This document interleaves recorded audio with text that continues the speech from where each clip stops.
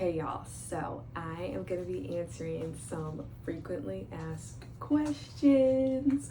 I am coming to you from a different location today, and I want to make a disclaimer that I am not doing this while I'm working. I'm doing this in my downtime, right?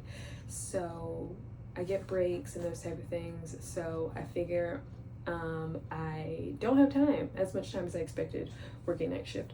I don't have as much time as I expected at home, so might as well start filming in my other downtime. And I really want this video to go up ASAP, so I figure I will, over this 9-hour shift, answer a couple of questions throughout the night. So let's do it. I have all of the questions. Okay, that's a blank sheet of paper. Where is it? So there's only about 10 questions, so let's just get right into it. Question number 1, what classes did I take in high school or college to become an IBCLC? And the person who sent me this question, I actually messaged them because I was like, that's so interesting that you would ask that. I would never think of that, but I think it's such a great question because it is helpful, I think, for future generations, right? And that's the whole point in all the videos that I put on this channel, is that I would love to help other people do what I do, and I feel like it's such a niche area. So anyways, to answer the question, I did nothing to prepare. I didn't know this job existed until I had my own children, if we're being honest. I knew a little bit in nursing school, but I wasn't reminded of it until I was breastfeeding my own kids. So basically in high school, I did actually take a lot of courses for health and to go into a career as a healthcare worker. In high school, I took medical terminology and I took health science technology 1 and 2, which basically were a part of the day in high school. I went and worked at clinic, or not worked, but I went and followed around nurses and doctors and stuff at clinics and hospitals throughout the city of Houston. So that was something I did in high school. And in college, obviously, I took I started off for literally, I want to say like 3 weeks. I was pre-med, biology, pre-med. I don't know why, but then I was like, oh no, I'm in the wrong one. And I switched to nursing. And so, from the moment that I got into college, I was focused on being a nurse and just took nursing courses. But I don't think there's anything specifically that you can take in high school to prepare you to be an IBCLC that I know of. All right, so this second question, within the second question are going to be lots of other questions, so I'm going to kind of try and keep them all within the same category. And a lot of these early questions are how I became a lactation consultant and what I did. So question number 2 is, how did I start my career as a lactation consultant? First things first, I've said this in multiple videos. I do have a webinar that goes over the steps on how I became a lactation consultant. So that'll be in the description below, of course, so you can go and figure out if taking that webinar is something that's going to be helpful for you. A couple people also ask me, this is funny, it's a question within a question, but a couple people also ask me if the webinar will be helpful for them in certain ways. I would say if you're already on a pathway, if you're already working through the steps, it probably won't be as helpful unless you are completely like, I don't know where to begin, what do I do? Yes, the course does have things that I think are helpful for test taking and what to expect with the exam, but it also is very focused on all the steps that are taken beforehand. So that is just something for you to know in case you are like, I don't know if I should pay for this or not. But also at the end of the day, it's only $15. I mean, not to say $15 isn't a lot, but it's $15. So I think it's $15 well spent. But to get back to the original question, how did I start my career as a lactation consultant? I just want to take you through a brief history. So I started as a registered nurse working in mother-baby, which I think is one of the hardest specialties to get into as a new nurse. So I was not a new nurse. I guess I technically was. I was only 2 years out of nursing school, or a year. Yeah, about 2 years out of nursing school when I became a postpartum nurse. Very, very, very lucky. I interviewed over Skype. It was Skype back then and not Zoom. I interviewed over Skype because I lived in a different city, and I just took a chance, and they took a chance on me, and I got the job. And so I started off as a mother-baby nurse. I worked there for several years. Then I had my own children, and that's when I became interested. So that is how I started. I did all the things to become a lactation consultant, which, like I said, you can go check out the video. And then as soon as I got my certification in the mail, because that's another thing, is I think my certification in the mail came before I found out online, but as soon as I got my certification in the mail, I started applying for jobs right then and there in the city of Houston. And I was just like, whatever is available, I will take. And even, you know, because some people are like, how do you find these jobs? Like, obviously Indeed, LinkedIn, those type of things. But I also even Googled like small little areas around Houston. Because I was a new mom for the most part, I knew of a lot of little specific places that other moms would go to. So I even emailed those places to see if they wanted to have a lactation consultant. Like, I was like, I'm about to shoot my shot, and I did it. That's how I started my career. I just did all the steps that it took to become a lactation consultant, and then I started applying, and I just had my fingers crossed that I would get hired. I applied and I got my I found out that I passed December 27th, 2017, and I got a job in January, and that was really awesome, and I felt very blessed, very lucky that I found a job so fast. And then I started working in February. So yeah, that's how I started.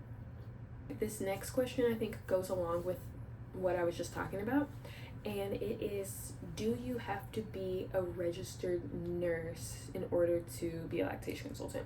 So the answer to that is no, you absolutely do not have to be a registered nurse. I know tons of lactation consultants who started off as like just literally such random things, like, you know, an engineer, a nutritionist, some people are dentists. Like, you don't have to be a nurse to get this. You don't even have to work in healthcare. Some people are like, nope, I was a lawyer and then I changed my mind and I switched to this after realizing how passionate I was about breastfeeding. So it's completely up to you, and your, what's the word? It's completely up to you and your passion and determination for the job. With that being said, I am a registered nurse, okay?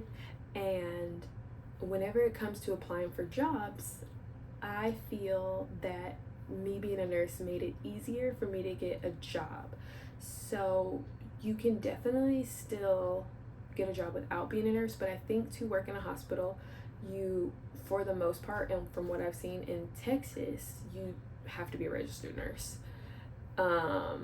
So I think that makes it a little bit difficult for some people. For private practice, I don't believe you have to be a registered nurse. For like a clinic, those type of things, I don't believe you have to be, but I think it can help. Next question is, do you have to take an exam to become an IBCLC? Yes, you do. And if you are, okay, here's how I feel about the test. And I talk about this again in the webinar. Check it out, but I'm going to briefly talk about it right now. I think it is 150 questions, 75 pictures, and 75 multiple choice questions. I took the test, and in my video I also show my results, what I used to study, my notes, my process for studying, and whenever you get your certification, they also send you in the mail kind of a breakdown of the test and what percentages you got right and wrong. This is also helpful to know for whenever you have to renew your certification or credentials. Whenever you have to renew it, you also have to take a little pre-test to see kind of like what areas of lactation you are good at versus bad at, and then that's how they determine what you're going to get your what's it called, like CEUs, which is your continuing education hours.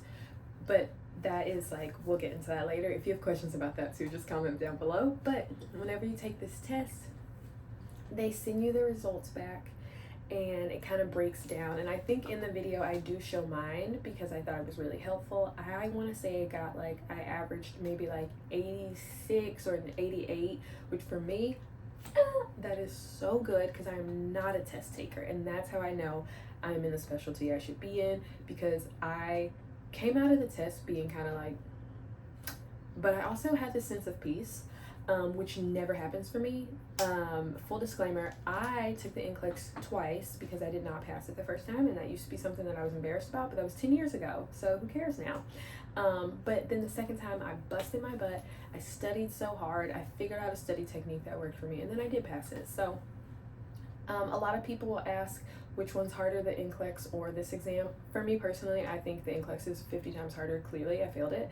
But this IBLCE exam or IBCLC exam, I don't know the correct abbreviation, honestly, but this exam is only about lactation, and I also was nursing a baby at the time of taking the test, so I just felt like everything made sense to me and was very fresh. And I don't know, I think the test is not that hard, and this comes from somebody who is not a test taker. This comes from somebody who has the attention span of a 4-year-old boy. Like, yeah, so you do have to take an exam. I don't think it's too bad, and I talk about how I studied for it in the webinar. Actually leads me to the other question, so I kind of answered 2 questions in one, because the next question was, how do you prepare for it? And again, I talk about all the ways that I personally prepared for it in that webinar, but most of it comes down to how you study. There are tons of resources out there, tons of little reviews. There's some people who host in-person reviews, so you know, in the webinar we kind of talk about how to find those resources, but overall how I prepared for it was using certain books and then figuring out the study style that worked best for me. So now we're gonna kind of get into the second part of this video, after I go make some rounds. Oh my god, it's too early to be this tired, but I'm only on hour 2 of the night, or actually I'm heading into hour 3 of the night, so I'm gonna make some rounds. Tonight is technically a slower night, knock on wood. It is a slower night tonight at the hospital. I've already seen 3 rooms. I've gone to the NICU and helped with the feeding. I've gone to labor and delivery and helped with the feeding already. So I am currently now waiting for phone calls. A lot of rooms that I went into were asleep. I told the nurses that I'm here, so now I'm waiting, and that is why I'm using this time kind of to be productive in other ways. So I'm about to go make some rounds, see if there's any pumps left over in rooms, clean those pumps off, and then come back and we'll get into part 2 of this video that will kind of go over more so the frequently asked questions I get about the job. So yeah, we'll get into it when I get back. Okay, it is 4:09 a.m. and the night has been nice. It has been not busy, but definitely progressing. Okay, so anyways, let's just get into the rest of the question. Next question is, get insurance in private practice? Yes, I did. Long story short, yes, I did. If I can remember who I got the insurance through, then I'll link it. Everyone I know uses the same group, and you definitely need insurance if you're gonna do it. This question is, how many clients do I see daily? So I feel like I'm gonna just break it down into the 3 different jobs that I've had as a lactation consultant, because it is very different. So for my first one, I worked in a bigger hospital. It was very busy, and I worked day shift. And in that hospital, we had an assignment. So you were assigned certain people. You weren't, you didn't just go to rooms willy-nilly. You were assigned certain people. I worked from 11 a.m. to 11 p.m. So once everyone left at 7, from 7 p.m. to 11, I would see whoever called. But from 11 a.m. to 7, I saw my assigned rooms, and usually on a good day, we would have, I would say on average, 10, I would have 10 rooms assigned to me. So that's 10 moms and babies, or 10 moms, 10 babies. Or it actually depends, like if the room had twins, then it would be more. If a baby was in the NICU, then it would be just maybe a little bit differently, but overall, on average, 10 rooms. Now, if it on a busier day in the hospital, sometimes I can remember getting up to like 18 one day, and that's in a 12-hour shift. So I would see 18 people, and you might think like, okay, can't you do more? Can't you see more? But I've said this in several videos. I feel like I'm a very much a quality over quantity person, and in the hospital it was getting to the point where it was like quantity over quality. And whenever you start getting up, I feel like past the number 12, you know, because you can devote, if you think about it in terms of the hours, in 12 hours, now take out an hour, because you get a 30-minute lunch break and 2 15-minute breaks. So yeah, take out an hour, so it's really 11 real hours of working. Now take out charting, using the restroom, blah, blah, blah. That means if you break it down, you can maybe see each room 30 to 45 minutes. Now, each time you go to a room, you're not going to be helping immediately. Sometimes people are busy. The hospital is such a busy place, so people are busy.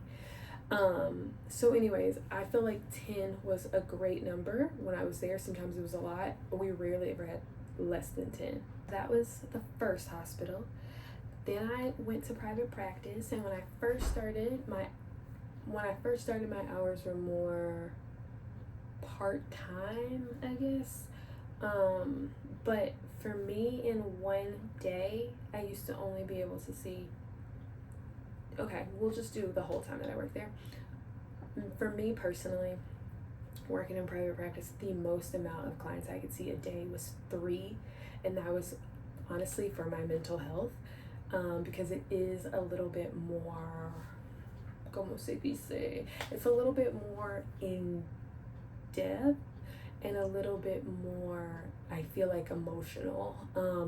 So for me personally, 2 to 3, which obviously does not give me the opportunity to make as much money as I would need to make. Because for me, private practice, and again, a video is coming soon, private practice involves a lot more emotional, I have to have a lot more emotional energy to give and to receive. So 2 to 3 per day, and even that, I think I only worked maybe like 3 or 4 days a week, and that was pushing it for me. So that is how it worked for me, kind of private practice. Now, when it was a home visit, I could only do 2 a day, just because driving around Houston is brutal. And then with the office visits, sometimes I'd go up to 4 a day, but then by the end of the day, I was like, again, emotionally drained. I couldn't talk as much. I had a lot of charting to do. I just felt like I couldn't give any energy to anything else. This hospital, again, different experience so far. I'm working night shift, and a lot of people are asleep. Like, surprisingly, a lot more people sleep than you would think. But sometimes it makes sense. Like, I'll see people who labored the entire day and they're like, I'm just so tired. So the way that I do my job is actually completely different than what I expected. I've actually worked night shift before, so I did know what to expect. What am I saying? But it is different, I think, than most people would expect. Like, I am not, I feel like, educating as much as I would during day shift, and that's mostly because people aren't able to receive it, and I know they're not able to receive it because I can remember times where I've seen people the next day and I'm like, oh, I was here last night, I helped you with this, I talked about this, and they're like, I don't remember you.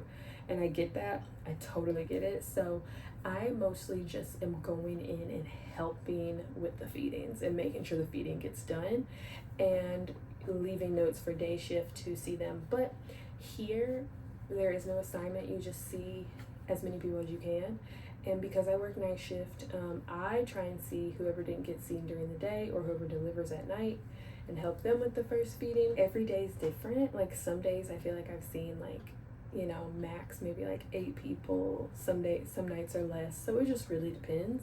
But yeah, I guess if we summarize everything I just said, the first hospital, very busy hospital, lots of lactation consultants on staff.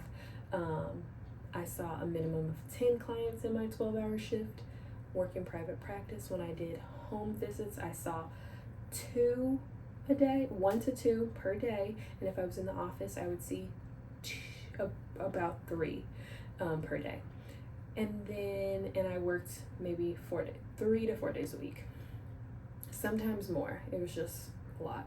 And then now in this hospital, smaller hospital, I'm the only lactation consultant at night. Say maybe I see like average six people a night. So yeah, that is how many people I see at night. Okay, this next question is a really good one, and I'm going to use it as far as the hospital, because that I feel like it applies more to the hospital. But how do I prioritize my clients? So night shift is different, because night shift, I just get the list of the people per day and I kind of just go in order, or I go to whoever's called me. That usually is my number one priority. Like if you're calling me right then I'm gonna go to you. But whenever I worked day shift at the other hospital, I did have to kind of make a plan for the day. So I'd come in and I would go through and get report and like write down everything about everybody, look at their charts and stuff. And as I was getting a report, I kind of made a schedule for me and how I would go see my clients. And so it really just depends. Like if somebody's about to get discharged, I do think, or if they're about to get discharged, I think that would be a follow-up priority. And like also, hopefully they don't need as much because they've already been seen and I'm just following up before they go home. So those, when I worked in the hospital, for me, those came first because I also got to the hospital at 11. So there were times where I would walk in at like noon and they'd be like, yeah, I'm leaving right now. So those were priority. And then after that, it would be depending on the situation. After that, it would be first-time moms, and then first-time moms that delivered vaginally first, because those are the ones that go home faster, and then first-time moms that delivered cesarean section, because those are the ones, because they are first times, right? And then I would do, not first-time parents vaginally next, and then not first time. And I know a lot of times, like, because whenever I would train people, I would try and remind people, just because somebody's not a first-time parent doesn't mean it's not their first time breastfeeding, right? So we shouldn't necessarily look at how many babies they have and decide they aren't a priority. But the reason why I do it that way is just because when it is a first-time parent, your mindset, everything's different. But whenever it's somebody who has children before, they at least know something. They at least know what they can do while they wait, hopefully, or they know, like, well, they fed their baby before, you know what I mean? So whether it's breast or bottle, they'll figure something out until you can get there. And obviously I always tried to and get there as soon as I could. So yeah, I think that is kind of how I prioritize them. And then of course, like I said, if I'm in a room that's being discharged and then I get a call from a nurse that's like, hey, can you go see this room? And the room was actually the last on my list to see, then they get moved up because they called, which means they needed the help right then and there. And I'd rather go when somebody needs me, because there's times when I would go into rooms and I'd be like, hey, like, and then they'd be, oh, baby just ate. And then I wouldn't see them again for 4 hours, which is still fine, actually, because I think the earlier you introduce yourself, the more time you give for them to call you in case you miss feedings. So yeah, that is how I prioritize them. The next question is, how do I document or chart? So far, it seems like every place, it's whatever system that they have at the hospital.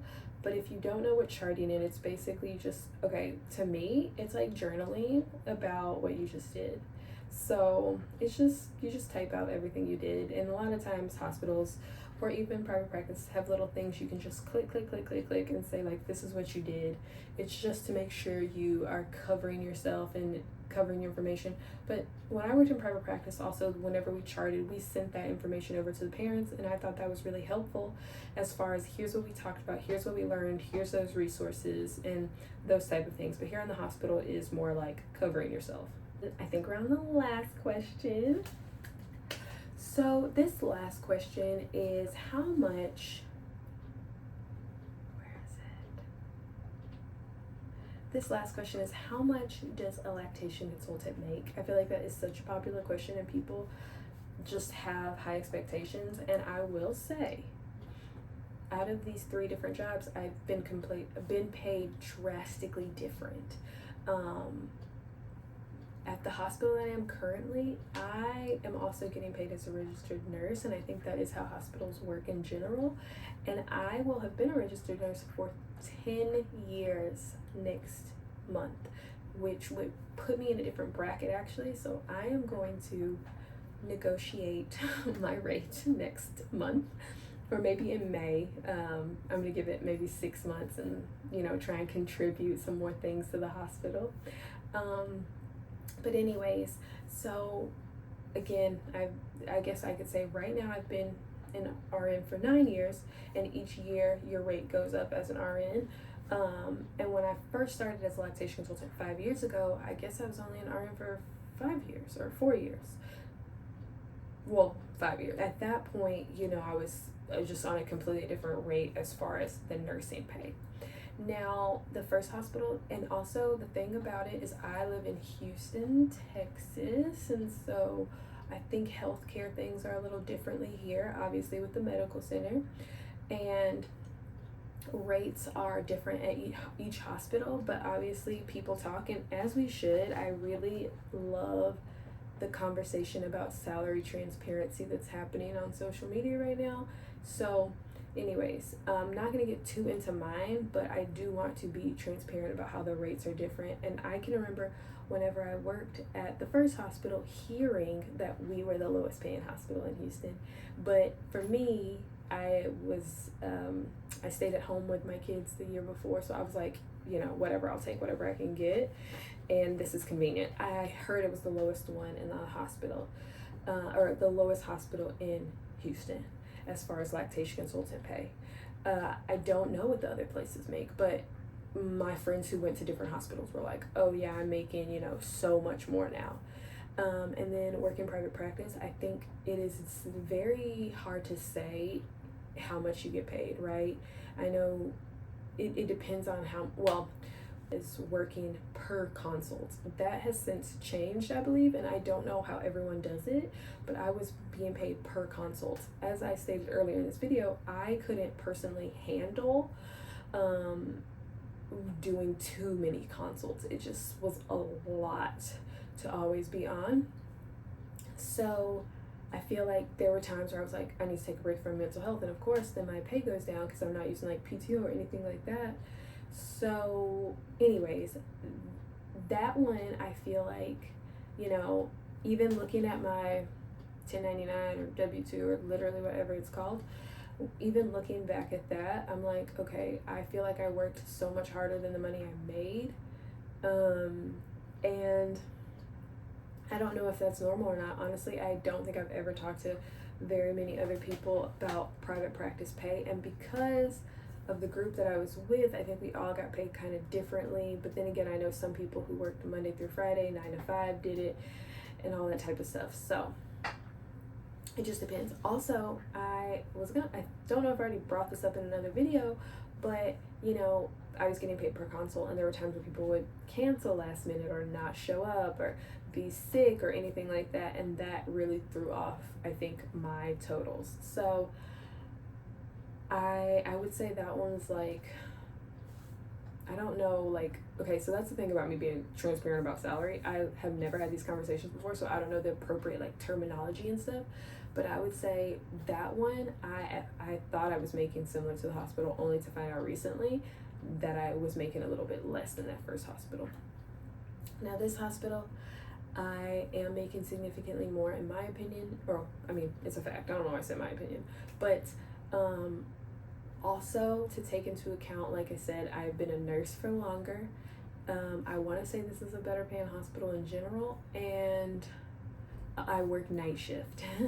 So I do get night shift differential, and I get weekend shift differential. So to summarize this, when someone asks how much a lactation consultant makes, I really think it just depends, because I've made something completely different at each 3 jobs, and it was all based on factors like education or, you know, lots of different factors. So I really think it really just depends, but I feel like this is a conversation that could be had amongst, you know, a lot of people in the field to kind of figure out if this is what works for you or not. I only have 30 minutes left of my shift. I now need to make sure my report is written out, make sure that I document all of my productivity, clean up the office that I'm in, put the phone back, make sure all the pumps are clean out there, and get my bag ready so I can go home. So yeah, it's fun that I film this, you know, in pockets throughout my day. And I hope you enjoyed this video. As always, if you have any questions or anything you're pondering about or any type of video that you want to see, comment down below. Just let me know. I would love to film them again in my off time. I'm not going to do it again here, but and then you can check out some of the other videos and all the things that I discussed. The links will be in the description. Thank you so much for watching.